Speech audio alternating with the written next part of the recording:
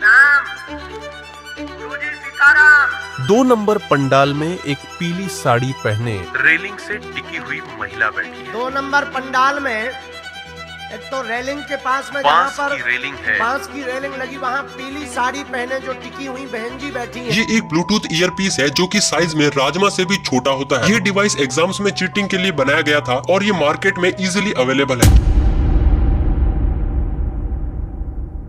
So hello guys, welcome back to this video. तो बिना वक्त गवाए शुरू करते हैं पार्ट 2। तो गाइज पार्ट 1 को देखकर आपको ये समझ आ चुका होगा कि ये पाखंडी फर्जी पर्चा बनाकर कैसे मासूम और भोली भाली जनता को बेवकूफ बनाता है। और अगर आप बिना पार्ट 1 देखे पार्ट 2 देख रहे हैं तो मेरा सजेशन है आपको पहले आप पार्ट 1 देखें, वरना पार्ट 2 पर ट्रस्ट करना आपके लिए थोड़ा मुश्किल हो सकता है। तो चलिए शुरू करते हैं। अगर आप इनके दिव्य दरबार के शोज कंप्लीट देखोगे तो आप नोटिस करोगे कि ये लाखों की भीड़ में से 10-12 लोगों को अलग अलग जगह से चुनते हैं, जिनमें मुख्य 3 तरह के लोग होते हैं। पहले वो जिन्हें नाम लेकर बुलाया जाता है, दूसरे वो जिन्हें आगे से रैंडमली बुलाया जाता है, और तीसरे वो जिन्हें पहनावे से या जो भीड़ में सबसे अलग दिख रहे होते हैं उन्हें बुलाया जाता है। इसके अलावा आप ये भी नोटिस करोगे कि जिन लोगों को पहनावे से या आगे से रैंडमली चुना जाता है उन्हें कभी भी नाम लेकर नहीं बुलाया जाता। और बाएं कंधे पर यानी बाएं हाथ के कंधे पर गमछा होगा। और बुलाएंगे भी कैसे जब तक नाम पता ना हो। ये सब मैंने आपको क्यों बताया, ये बात आपको आगे समझ आ जाएगी। तो बैक टू द पॉइंट, अगर आप धाम पर जा चुके हो तो आपको पता होगा कि वहाँ पर सिक्योरिटी के लिए PTZ 360 डिग्री CCTV कैमराज का यूज किया जाता है। जिन्हें नहीं पता उन्हें बता दूं, PTZ यानी कि pan tilt and zoom high quality CCTV camera है जो कि 360 डिग्री कहीं भी घूम सकता है और 10x से लेकर 100x तक हाई क्वालिटी में जूम कर सकता है, यानी कि 10 मीटर से लेकर 1 किलोमीटर से ज्यादा दूर तक देख सकता है। और इसका कंट्रोल पैनल धाम में मौजूद कंट्रोल रूम में होता है। कंट्रोल रूम में बैठी उनकी टीम ऐसे लोगों को चुनती है जो भीड़ में से अलग दिख रहे होते हैं। हाँ, सिर पर सफेद तौलिया, काला बैग लिए हुए दाढ़ी वाले।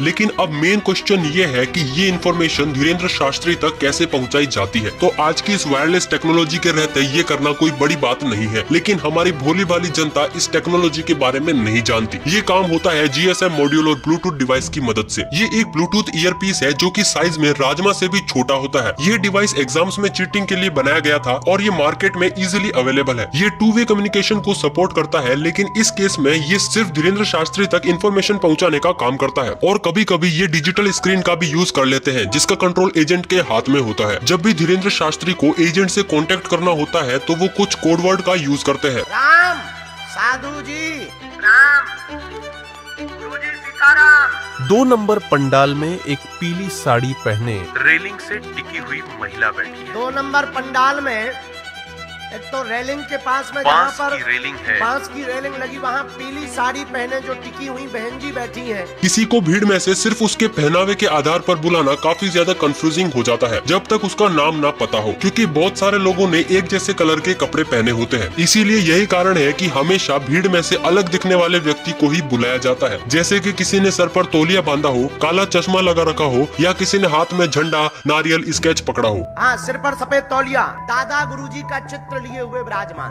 गुलाबी रंग की शर्ट और सिर पर रूमाल बांधे। और जब तक एजेंट को कोई अलग इंसान नहीं मिलता तो ये आगे बैठे लोगों में से रैंडमली किसी को भी बुला लेते हैं। बिटिया बहन जी, आपके बगल वाली बहन जी जो चश्मा लगाए हुए माता जी बैठी, जी माँ आ जाओ माँ। और जिन 2-3 लोगों का नाम लेकर बुलाया जाता है, या तो वो लोग स्क्रिप्टेड होते हैं या ये वो लोग होते हैं जिनका नाम टोकन में निकलता है। जिनको नहीं पता कि टोकन सिस्टम क्या है, ये एक अर्जी लगवाने का माध्यम है जो बिल्कुल लॉटरी सिस्टम की तरह काम करता है। बागेश्वर धाम में आयोजित होने वाले दिव्य दरबार का हिस्सा होने के लिए बागेश्वर धाम से टोकन लेना पड़ता है। इस टोकन वाले पर्चे में अपना नाम, पता और मोबाइल नंबर लिखकर बागेश्वर धाम में जमा करना होता है।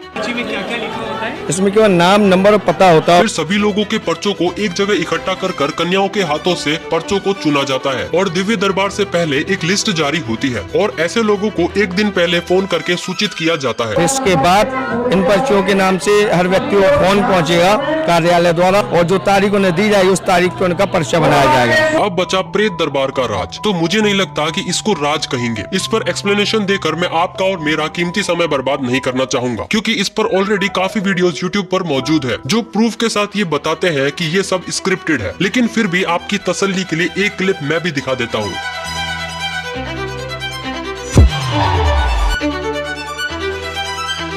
क्या आपको सच में लगता है कि भूत को महिला की इज्जत की चिंता हो रही है, इसलिए वो साड़ी ठीक कर रही है? हद है यार अंधभक्ति की भी। और गाइस, मैंने जो एविडेंस के तौर पर वीडियो क्लिप्स दिखाई है उस पर यकीन करना थोड़ा मुश्किल है, इसलिए हमारी टीम एविडेंस कलेक्ट करने के लिए ऑडियंस बनकर जा रही है। तो कुछ टेक्निकल टीम फ्रीक्वेंसी पर ट्रांसमिट हो रही रेडियो सिग्नल्स को कैप्चर करने की पूरी कोशिश कर रही है, ताकि धीरेन्द्र शास्त्री और उनके एजेंट के बीच हो रही कम्युनिकेशन को डिक्रिप्ट करके आपके सामने एज अ प्रूफ दिखाया जा सके। तो पार्ट 3 में हम पूरे सबूतों के साथ इस सीरीज को एंड कर देंगे। तब तक के लिए आप पार्ट 1 और पार्ट 2 को उन सभी लोगों को शेयर कर दो जो इस पाखंडी को भगवान समझ बैठे हैं। और चैनल गुम न जाए इसलिए चैनल को सब्सक्राइब करके रखना। मिलते हैं नेक्स्ट वीडियो में, तब तक के लिए बाय बाय।